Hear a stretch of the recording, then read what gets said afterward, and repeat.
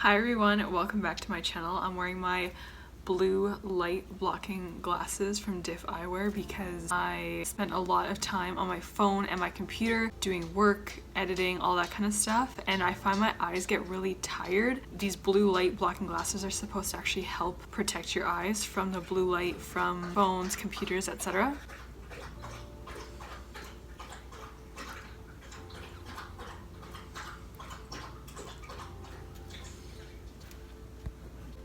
There he is. He's still wearing a little diaper thing because he got neutered. He had the cone on, but we only put the cone on sometimes, and this diaper thing covers his incisions so that he doesn't have to hate his life with the cone. The cone literally paralyzes him, like he just won't move. Ted, come on. No, Teddy! So a lot of you wanted to hear about my pageant career and what pageants I did before Miss Universe. I'm gonna start from the very beginning, and that is February of 2009. 10 years ago. 10 years ago. Holy shit. That is actually insane.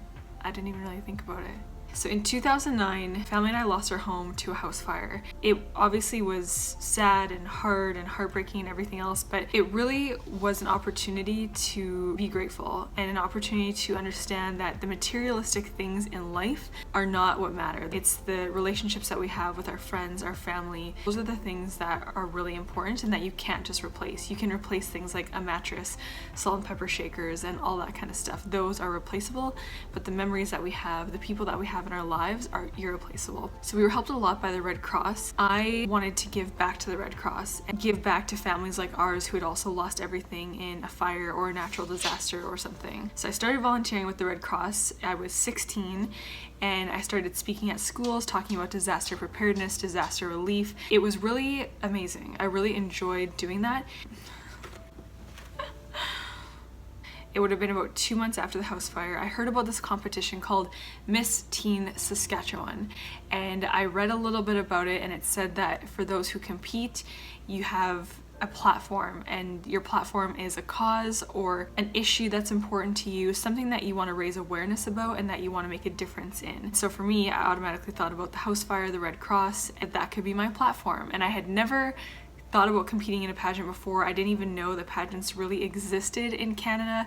I knew that Natalie Glebova won Miss Universe in 2005 for Canada, but like I didn't know what that meant really.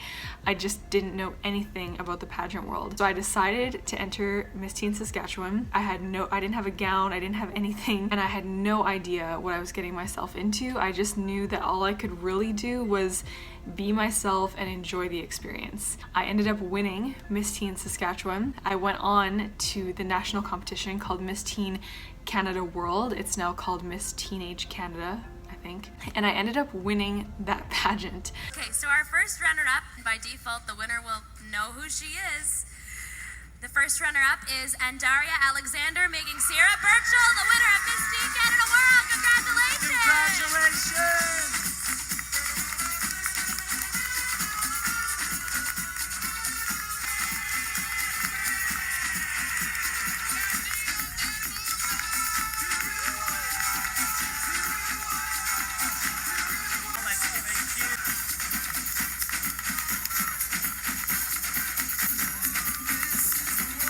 What was so amazing about my pageant experience at 16 was that it opened me to so many opportunities I would have never otherwise had. I went on to Miss Teen World and represented Canada. I was second runner-up at Miss Teen World, and that was really fun. It was cool to meet some women from different countries. Pageant world bringing together women from around the world, and we get to share our experiences, how we're alike, how we're different, and all that stuff. And then I had the opportunity to travel to Kenya, Africa, and build a school with Free the Children. I traveled across Canada speaking at schools, talking at the We Days. I spoke in front of 16,000 young people at We Day in Toronto and Vancouver. Like, what an experience. I was traveling on my own at 16, 17, flying all over the place. It gave me this whole new sense of independence that there's so much out there. There's so many opportunities out there that I didn't really know about. It exposed me to so much. I grew so much as an individual, gained so many public speaking skills, leadership skills, communication skills, and it was so valuable for me moving forward. Today there is 64 beautiful young ladies from across the country, and they are here having fun and vying for the crown of Miss Teen Canada World 2010. Reigning Miss Teen Canada, Sierra Buescher. After I competed at Miss Teen Canada, Miss Teen World, I wasn't really sure if I would do another pageant because I still didn't really know anything about Miss Universe Canada. But the pageant world, once you're in it, it's like you can't get out. And so I started learning a little bit more about Miss Universe Canada, and in 2013 I decided to run for Miss Universe Canada. I was 20 at the time. It was not a good experience in the sense of how I prepared for the competition. I talk a bit about this in my video titled "Did I Gain Weight on Purpose to Compete at Miss Universe?" I'll put that video, the link to that video, in the description box. My main focus when I was originally gonna compete at Miss Universe Canada was to lose weight, and it was a disaster. It was a disaster. I ended up placing though as first runner-up to Riza Santos. Who's here? So I had to stop filming yesterday because Brenna got home, and then we were eating, and I put on the same outfit and I did my hair the same and I put on the same earrings just so that it would flow a little bit better. But where I left off yesterday was when I competed at Miss Universe Canada the first time. So I was first runner up to Riza Santos, I think is the last thing I said. It was a good experience for me to know that if I ever wanted to compete in a pageant again, I'd want to do it a little bit differently, and it took some trial and error to get there. I had like two sides of myself that were telling me things. One was I wanted to come back and try to win Miss Universe Canada, and I also was like, you know what, maybe this is just not for me. Maybe I'm meant for other things. And I ended up getting into law school. That would have been in 2014. I got into law school. Miss Universe 2014 was happening when Paulina Vega won. I was really following that pageant, and I suddenly was driven more than ever to want to compete again in some sort of pageant. I decided to run for the title of Miss Supranational Canada, and the competition was held in Toronto. I ended up winning that title to represent Canada at Miss Supranational, and it was a whole other experience. A lot of you have actually requested for me to do a video specifically on my Miss Supranational experience, so I'd be happy to do that, but I won't go into details here because it would take too long. Training for that, I started out training in a really healthy way. Again, I'm talking about like weight loss and body, and I started out on a really healthy path because I didn't want to go down the dark path I went down when I competed at Miss Universe Canada the first time, where I was starving myself, I had no energy, I was hating my body, I had no confidence. I didn't want to go down that path again, and I wasn't going down that path, and then I started to go down that path because I was told that I still wasn't good enough. I wasn't as skinny as I was at Miss Universe Canada in 2013, so I wasn't good enough to compete at Miss Supranational, and so it really started to get to me, and I eventually felt like I just kind of gave up again. But I did the best that I could. I went to Miss Supranational in Poland, and I knew I had what it took to win. I just had this feeling like I knew I could possibly win, and I don't mean that in like a conceited way. It's just I was confident, and I ended up placing as first runner up, but I was grateful to place first runner up just because the way the organization was ran, I thought that I didn't necessarily want to be their title holder. Miss Canada!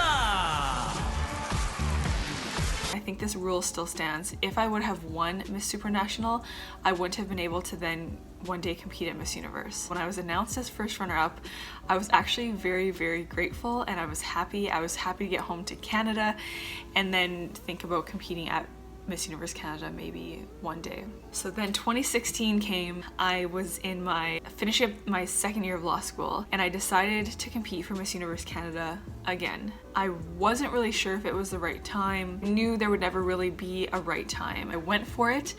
I was not necessarily ready. Unfortunately, I had tonsillitis during the week of Miss Universe Canada, and I was super, super sick. I had a terrible fever. I had cold sweats in the night. It was absolutely horrible. Even in my onstage question and answer, I started fumbling because I could barely talk, and I was looking at the judges and it looked like they were trying to strain to hear me, and I started panicking, but I ended up winning. But then things kind of all spiraled out of control in the sense of my confidence and how I felt about going to Miss Universe and all of that. Lead up to Miss Universe was not anything that I would have ever imagined. Honestly got to a point where I didn't want to go to Miss Universe, but I ended up going, and that was one of the best experiences of my life. Miss Universe honestly changed my life in so many ways. I met so many amazing people. I met these incredible, talented, beautiful women from around the world who I still keep in contact with. Having that experience in the Philippines was so amazing, and it was just a wonderful experience. It was definitely the best pageant experience I have ever had, from the chaperones to the girls to the hospitality of the Filipino people. It was truly amazing. From Miss Universe, I developed this platform of body positivity and body confidence that I didn't really see coming. It just kind of happened. I wanted to be able to give a voice to other women who have felt different, who have felt like they're not good enough, or they're not included, or they just feel like no matter what they've tried to do, they're never good enough. They get skinny and they're still not good enough. They're not as skinny and they're not good enough, or they're more toned and they're still not happy. I had been all of those different shapes for me, and nothing was making me happy, and I really had to realize I just had to be myself and love myself and embrace who I was. It was such a transformative experience for me as a person to really begin to love myself and know that there's other women out there who struggle to fit in. And so the Miss Universe experience really gave me so much inspiration to move forward with this platform of body positivity, talking about confidence, talking about self-esteem. So I'll talk about that in another video. A lot of you wanted to know how my life has changed since Miss Universe and how Miss Universe changed my life. So I'm gonna record that video right after I'm done with this one. Here it is, the 9-month, 37-week bump. I will see you guys next time, and I'm going to record how Miss Universe has changed my life coming soon.